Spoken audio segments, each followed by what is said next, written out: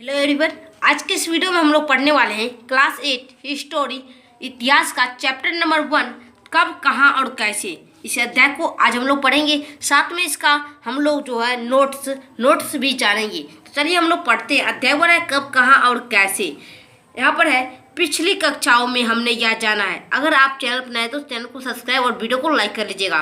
पिछली कक्षा में जाने हैं कि अध्ययन की सुविधा के लिए इतिहास को प्राचीन, मध्य एवं आधुनिक 3 कालखंडों में बांटा गया। कितने?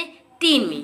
तो यहाँ पर हम लोग मुख्य बातें, यहाँ पर एक है हमारा मुख्य बातें, आप लोग यहाँ पर ध्यान दीजिएगा, लिख लीजिएगा, कॉपी में याद भी कर लीजिएगा। इतिहास को कितने कालखंडों में बांटा गया है? तो 3। एक में प्राचीन काल, जिसे इंग्लिश में कहते हैं हम लोग एंशिएंट हिस्टोरी। किसे कहते हैं? इसे इंग्लिश में कहते हैं एंशिएंट हिस्टोरी। ये 750 ईस्वी से पहले का काल था। ये 750 ईस्वी के पहले का काल था, जिसे हम लोग प्राचीन काल कहते थे। 2 में है मध्यकाल। मध्यकाल को इंग्लिश में कहते हैं मेडिएवल हिस्टोरी। ये था 750 ईस्वी से 1750 ईस्वी तक का काल था मेरा मध्यकाल। ठीक है। तीसरा था हमारा आधुनिक काल, मॉडर्न हिस्टोरी। 1750 ईस्वी से अब तक को जो चल रहा है ये हमारा आधुनिक काल हो गया। ठीक है। अब आगे है हमारा कक्षा 6 में अपने प्राचीन, कक्षा 7 में मध्यकाल में हुए परिवर्तन एवं विशेषताओं के बारे में जाना। अब कक्षा 8 में हम मुख्य रूप से आधुनिक काल में हुए परिवर्तन, उनके बारे में हम जिन स्रोतों से मिलती है उनके बारे में हम जानेंगे। प्रत्येक काल में होने वाले परिवर्तन ही उस काल का विशेषता होती है। आप यह भी जानते हैं हमारी दुनिया शुरू से लेकर आज तक कभी स्थिर नहीं रही है, परिवर्तन होता ही गया है। यह हम लोग के सामूहिक क्रियाकलापों के कारण हमेशा बदलती रहती है। इन बदलावों के कारण हमारे समाज, अर्थव्यवस्था, राजनीति, कला, संस्कृति आदि प्राय सभी क्षेत्र में परिवर्तन होते रहते हैं। ठीक है। अब है यहाँ पर हमारा आधुनिक युग में बहुत सारे परिवर्तन हुए। ये परिवर्तन हमारे देश के साथ साथ दुनिया के अन्य भागों में भी हुए।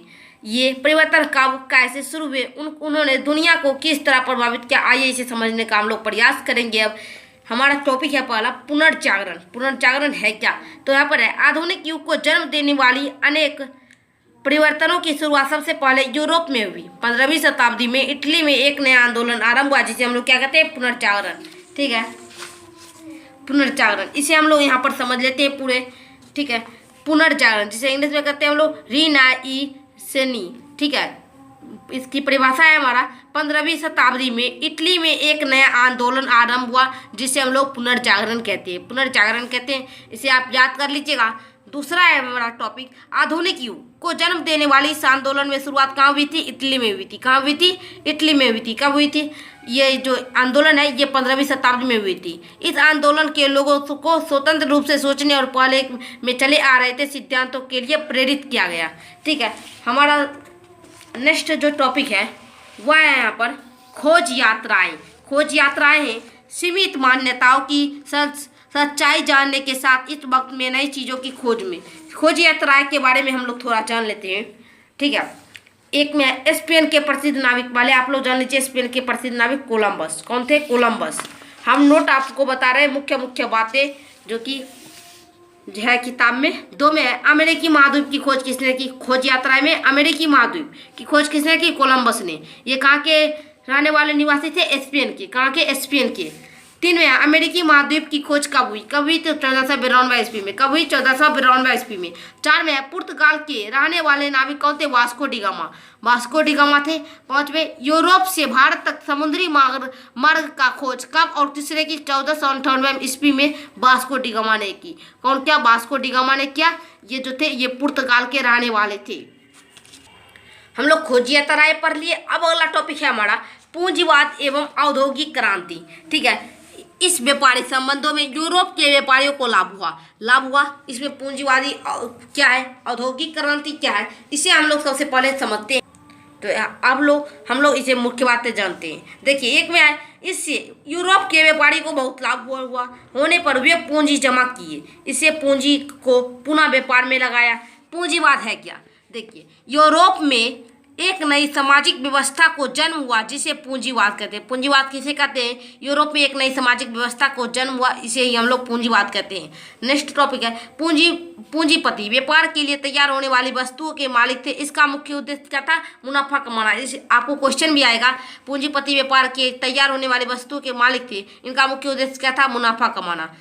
चार में मशीन से कपड़े सिलाई सबसे पहले कहाँ शुरू हुई, कहाँ और कब शुरू हुई? तो आंसर में इंग्लैंड में 18वीं शताब्दी के उत्तरार्ध। कहाँ शुरू हुई मशीन से कपड़े सिलाई? कहाँ शुरू हुई? इंग्लैंड में। कब हुई? 18वीं शताब्दी के 18वीं सदी के उत्तरार्ध। नेक्स्ट है हमारा औद्योगिक क्रांति। औद्योगिक क्रांति क्या है? देखिए, इसे आप पहले शॉर्ट में लिखेंगे, मशीनों से वस्तुओं का उत्पादन की प्रक्रिया को ही क्या कहते हैं? औद्योगिक क्रांति कहते हैं। इसका दूसरा नाम होता है रक्तहीन क्रांति होता है। इसका दूसरा नाम, जो औद्योगिक क्रांति का दूसरा नाम होता है रक्तहीन क्रांति। इस क्रांति से अत्यधिक मात्रा में फैक्ट्री उद्योग का निर्माण करना ताकि घंटे का काम कितने मिनटों में हो जाए। औद्योगिक क्रांति किसे कहते हैं? तो मशीनों से वस्तुओं का उत्पादन की प्रक्रिया को औद्योगिक क्रांति कहते हैं। नेक्स्ट हम लोग देखते हैं, इसे हम लोग समझ लिए। अब हमारा नेक्स्ट है उपनिवेशवाद एवं साम्राज्यवाद। उपनिवेशवाद क्या है? साम्राज्यवाद क्या है? यहाँ पर मेन पॉइंट है, साथ ही इन वस्तुओं को तैयार करने वाली कच्चे माल की आवश्यकता। सबसे आप लोग इसे एक बार पढ़ लीजिएगा, मैं आपको मेन पॉइंट पर बता देता हूँ, लेकिन जो छूट गया होगा आप लोग इसे पूरा ध्यान से एक बार पढ़ भी लीजिएगा। और हमारा जो नेक्स्ट है उपनिवेशवाद एवं साम्राज्यवाद। अब हम लोग समझेंगे उपनिवेशवाद क्या है एवं साम्राज्यवाद क्या है। आप लोग इसे याद भी कर लीजिएगा। उपनिवेशवाद, इसमें लिखेंगे परिभाषा है हमारा, शक्तिशाली और उन्नत राष्ट्रों द्वारा पिछड़े राष्ट्रों के लोगों पर नियंत्रण और शासन स्थापित करना ही उपनिवेशवाद कहलाता है। उपनिवेशवाद क्या है? शक्तिशाली और उन्नत राष्ट्रों द्वारा पिछड़े राष्ट्र के लोगों पर नियंत्रण और शासन स्थापित करना ही उपनिवेशवाद कहलाता है। दूसरा है साम्राज्यवाद, सैनिक अथवा अन्य तरीके से विदेशी भूभाग के प्रदेशों को अपने अधीन कर अपना राजनीतिक प्रभुत्व स्थापना करना इस साम्राज्यवाद कहलाता है। नेक्स्ट में लिखेंगे औपनिवेशिक युग क्या है? ब्रिटिश शासन के दौर को ही औपनिवेशिक युग कहते हैं हम लोग। औपनिवेशिक युग क्या है? ब्रिटिश शासन के दौर को ही औपनिवेशिक युग कहते हैं। चौथा है औपनिवेशीकरण किसे कहते हैं? जब एक देश पर किसी दूसरे देश के दबदबे से इस तरह के राजनीतिक, आर्थिक और सामाजिक और सांस्कृतिक बदलाव आते हैं तो इस प्रक्रिया को हम लोग औपनिवेशीकरण कहते हैं। पांचवा है उपनिवेशवाद। तो इसे देखिए, औपनिवेशीकरण की प्रक्रिया को उपनिवेशवाद कहते हैं। औपनिवेशीकरण आपने पढ़ा है यहाँ पर, जब एक देश पर किसी दूसरे देश के दबदबे से इस तरह के राजनीतिक, आर्थिक, सामाजिक और सांस्कृतिक बदलाव आते हैं तो इस प्रक्रिया को औपनिवेशीकरण कहते हैं और इसी पर की प्रक्रिया को उपनिवेशवाद कहते हैं। छठा हमारा पॉइंट है स्कॉटलैंड के अर्थशास्त्री कौन थे? जेम्स मिल। कौन थे? जेम्स मिल। साथ में ब्रिटिश भारत का इतिहास नामक किताब किसने लिखी? जेम्स मिल ने। कब लिखे? तो 1817 ईस्वी में लिखे। नेक्स्ट टॉपिक है हमारा ऐतिहासिक स्रोत क्या है? आंसर में लिखे इतिहास को जानने के लिए जिन स्रोतों साधनों का प्रयोग करते हैं उसे हम लोग क्या कहते हैं? ऐतिहासिक स्रोत। ये भी आपका इंपॉर्टेंट क्वेश्चन है। 8 में गबन, गोदान एवं कफन के रचनाकार कौन है? मुंशी प्रेमचंद्र जी हैं। कौन है? मुंशी प्रेमचंद्र जी हैं। 9 में कैमरे का आविष्कार कब हुआ था? तो 200 साल पूर्व हुआ था। 200 साल पूर्व हुआ था। 10 में हमारा भारत में कमरे का इस्तेमाल कब शुरू हुआ? भारत में तो 1850 ईस्वी में शुरू हुआ। 11 में मुगल साम्राज्य के अंतिम शासक कौन थे? बहादुर शाह द्वितीय। कौन थे? बहादुर शाह द्वितीय थे।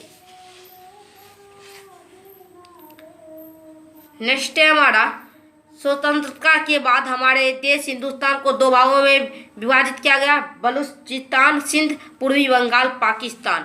नेक्स्ट है 1936 ईस्वी में बिहार को उड़ीसा से अलग कर राज्य बना दिया गया। बिहार और उड़ीसा जो था पहले एक साथ था। 1936 ईस्वी में इसे 2 भागों में बांट दिया जिसका नाम पहले बिहार और उड़ीसा बन गया। ठीक है, पहले ये दोनों एक था। नेक्स्ट है झारखंड राज्य कब बना? तो 15 नवंबर 2000 ईस्वी को बना। तो हम लोग ये पॉइंट भी जान लिए। आप लोग यहाँ पर ध्यान देकर पढ़ लीजिएगा एक बार। हम ये पॉइंट भी पूरा जान लिए। ठीक है, और यहाँ पर औपनिवेशीकरण ये भी जान लिए। उपनिवेशवाद क्या है इसे भी हम लोग जान लिए। स्कॉटलैंड के कौन थे मतलब अर्थशास्त्री, वे भी हम लोग जान लिए, जेम्स मिल। ठीक है, ये सब हम लोग जान चुके। हाँ, तो और अगर आप लोग नक्शा के बारे में, भारत का मानचित्र क्या है, मानचित्र, राजनीतिक मानचित्र, ये सब के बारे में जानना चाहते हैं तो आप लोग कमेंट कीजिएगा। नेक्स्ट वीडियो में उस पर भी बना दूंगा मानचित्र के बारे में। तो आज के लिए इतना ही, फिर हम अगले वीडियो में क्वेश्चन आंसर भी देखेंगे। अगर आप लोग को जानना हो मानचित्र तो कमेंट कर दीजिएगा। और चैनल पर नए हैं तो चैनल को सब्सक्राइब और वीडियो को लाइक कर लीजिएगा।